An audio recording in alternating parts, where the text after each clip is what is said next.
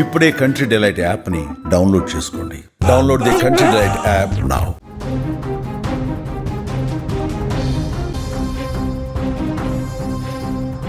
చీకటి చాలా భయంకరమైంది. అలాంటి భయంకరమైన చీకట్లోనే ఆ ప్రజలు ఎన్నో ఏండ్లు గడిపారు. లైట్ అంటే కేవలం సూర్యుడు మాత్రమే అనుకునే వాళ్ళకి జీవితాల్లో ఒక సరికొత్త వెలుగు వెలిగింది. చీకట్లో మగ్గిపోయిన గూడెం గ్రామంలోని గిరిజనులకు విద్యుత్తో పాటు ఎంతో ఆత్మవిశ్వాసాన్ని కూడా అందించారు డిప్యూటీ సీఎం పవన్ కళ్యాణ్.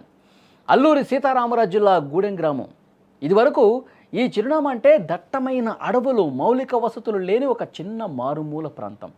కానీ ఇప్పుడు అక్కడ ఒక చరిత్ర లిఖించబడింది. ఉప ముఖ్యమంత్రి, పంచాయతీరాజ్ శాఖ మంత్రి పవన్ కళ్యాణ్ గారి ప్రత్యేక చొరవతో దశాబ్దాలుగా అక్కడ చీకట్లు అనుకున్నటువంటి ఆ గూడెం గ్రామ ప్రజలు ఎదురు చూస్తున్నటువంటి ఆ విద్యుత్తు సరఫరా కళ సాకారమైంది. ఇంకా మన గూడానికి కరెంటు రాదు, మన భవిష్యత్తు ఇంకా అంధకారమే అనుకుంటున్నటువంటి అక్కడి ప్రజలకు పవన్ కళ్యాణ్ గారి రూపంలో ఒక అద్భుతమైనటువంటి వెలుగు అక్కడ కనిపించింది. ఏకంగా 17 గిరిజన ఆవాసాలకు తొలిసారిగా కరెంటు వచ్చిందండి. చీకట్లో భయం, విద్యార్థుల చదువులకు ఆటంకం, సమాచార లోపం, ఈ సమస్యలన్నీ కూడా ఒక్క సంతకంతో, పవన్ కళ్యాణ్ గారి ఒక్క సంతకంతో అక్కడ విద్యుత్తు కాంతులు వెలుగొందుతున్నాయి. దట్టమైన అటవీ ప్రాంతంలో విద్యుత్తు లైన్లు వేయటం అనేది అంత ఈజీ కాదు. అయినా పవన్ కళ్యాణ్ గారి పట్టుదలతో ఈ సవాల్ని అధిగమించారు. దీన్ని ఒక ఛాలెంజ్గా తీసుకొని ఈ గ్రామానికి నీళ్లు ఇవ్వాల్సిందే, ఈ గ్రామానికి కరెంటు ఇవ్వాల్సిందే, ఈ గ్రామానికి మౌలిక సదుపాయాలు కల్పించాల్సిందని చెప్పి చాలా గట్టిగా అనుకున్నారు పవన్ కళ్యాణ్. అనుకున్నది వాళ్ళకి హామీ ఇచ్చి దాంట్లో వదిలేలా ఆగ మేఘాల మీద పనులే విధంగా ప్రారంభం చేశారు. 9.6 కిలోమీటర్ల మేర అటవీ మార్గంలో విద్యుత్ లైన్స్ యుద్ధ ప్రాతిపదికన పూర్తి చేశారు.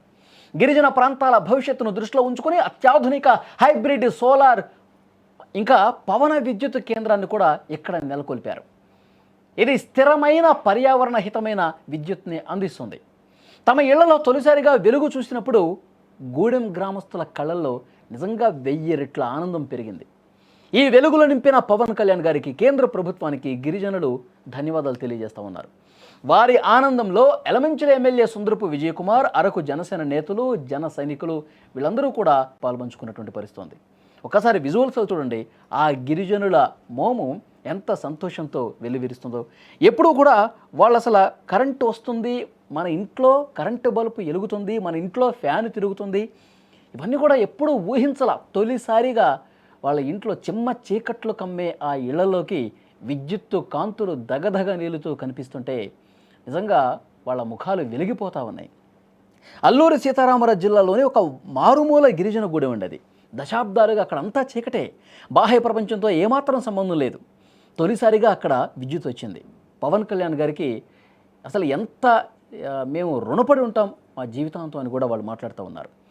అనంతగిరి మండల కేంద్రానికి సుమారు 50 కిలోమీటర్ల దూరంలో రొంపల్లి గ్రామ పంచాయతీ పరిధిలో 17 ఆవాసాలతో ఆ గ్రామం ఉందండి. కేవలం 17 కుటుంబాలు ఉన్నాయి. మీరు స్క్రీన్ మీద కూడా చూస్తూ ఉన్నారు చూడండి. గతంలో పవన్ కళ్యాణ్ గారు ఆ గిరిజన గూడెంలో కలిసి వాళ్ళతో ముచ్చటించినటువంటి విజువల్స్ కూడా మీరు చూస్తూ ఉన్నారు. ఆ అమాయక గూడెం ప్రజల సాధక బాధకాలన్నీ కూడా ఆ రోజు పర్యటనలో విన్నారు. ఆ 17 కుటుంబాలతో మాట్లాడారు. మీరు ఇక్కడ ఎలా ఉంటున్నారు, మీ సమస్యలేంటి, తాగునీరు ఎట్లా ఉంది, ఇక్కడ మీరు ఏం పనులు చేసుకుంటా బతుకుతూ ఉన్నారు, మీకు ఇక్కడ కరెంట్ ఎందుకు లేదు, ఇక్కడ ప్రజాప్రతినిధులు గతంలో వచ్చిన పరిస్థితి ఉందా లేదా, ఏమైనా హామీ ఇచ్చారా, ఎందుకు ఇంకా ఇక్కడ కరెంట్ లేదు, ఇవన్నీ కూడా వారి నుంచి అడిగి తెలుసుకున్నారు. అట్లా మీకు ఎట్టి పరిస్థితుల్లో మీ ఇళ్లలో కరెంటు వస్తుంది, ఆ ఇప్పించే బాధ్యత నేను తీసుకుంటాను అప్పుడు హామీ ఇచ్చారు పవన్ కళ్యాణ్ గారు.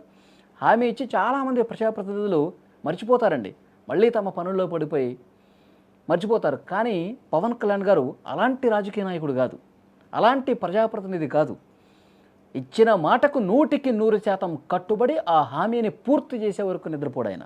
అందుకే ఆగమేఘాల మీద కేంద్ర ప్రభుత్వం నిధులతో, రాష్ట్ర విద్యుత్ శాఖ సాయంతో ఈ పనిని పూర్తి చేసినటువంటి పరిస్థితి. మొత్తం పవన్ కళ్యాణ్ గారు ఆదేశాలు అందుకున్నటువంటి విద్యుత్ శాఖ అధికారులు ఆ 17 కుటుంబాలకు కూడా విద్యుత్ అందించేందుకు ప్రణాళిక సిద్ధం చేశారు. దట్టమైన అడవులు, కొండల గుండా 9.6 కిలోమీటర్ల పొడవున విద్యుత్ లైన్లు వేసి దీనికి 80 లక్షలకు పైగా ఖర్చు అవుతుందని అంచనా వేశారు. కేంద్ర ఇంధన మంత్రిత్వ శాఖ ఆధ్వర్యంలోని నాన్ పీవీజీటీ పథకం ద్వారా కూడా నిధులు సమకూర్చి ఇవన్నీ కూడా పూర్తి చేశారు. ఒక్కసారి స్క్రీన్ మీద మీరు చాలా స్పష్టంగా చూడొచ్చు. విద్యుత్తు అందించటానికి అక్కడ కరెంటు పోల్స్, ఆ వైర్లన్నీ కూడా ఆగమేఘాల మీద ఏ విధంగా చేస్తూ ఉన్నారో స్పష్టంగా మనం చూడొచ్చు.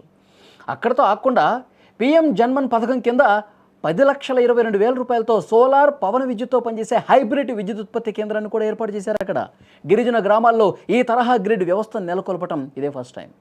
తమ గ్రామంలో విద్యుత్తు వెలుగులు చూడటంతో గూడెం ప్రజలు చాలా ఆనందపడిపోతున్నారు.